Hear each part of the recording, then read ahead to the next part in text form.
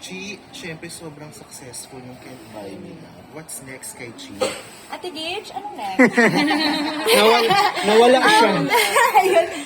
May mga, well, we have ASAP. Syempre, ASAP muna. And then, pahinga muna konti. And then, may mga, sabi ni Ate Gage, may mga naka-line up. So, Ano lang thoughts mo sa sobrang successful ng Can't Buy Me Love? Na hanggang ngayon, may sepangs pa rin yung mga fans mo.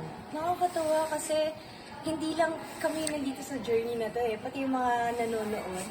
Alam mo yung feeling na pati sila, dinidecode nila lahat ng kung sinong, ultimo ako, like, kasi may NDA, di ba? So, wala talaga kaming alam. And nakakatawa kasi nga, andito kami sa journey para hanapin ko sinong pumatay kay Miss Divine, so kay Auntie Divine. So, I'm just really happy and grateful sa overwhelming support na binibigay ng tao sa Can't Buy Me Love hanggang ngayon na napapanood pa rin sa Netflix. Ang ganda ng karir mo. Love life mo din. Oh? Love life. I think it's Sana- part of the clue. Sana all. Kamusta na kayo? Sa love life. We're really happy and keeping things low-key.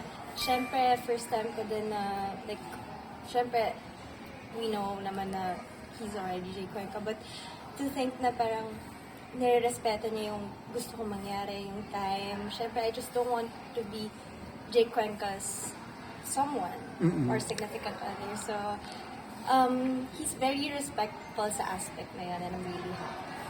Anong pinag-usapan nyo? Sa estado nyo? May mga hangganan, ganyan.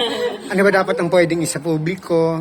Well, usual pa rin kung ano yung private life, yeah. It's not a secret so I'm just keeping it private para hindi naman maraming taong magme-meddle din. Happy ka? Yes, really happy with everything, my career, my love life, my family. I'm just really happy.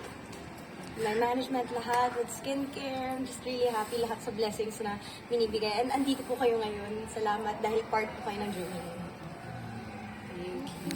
May joke ka nung sa Bini kasi di ba parang sabay-sabay sila.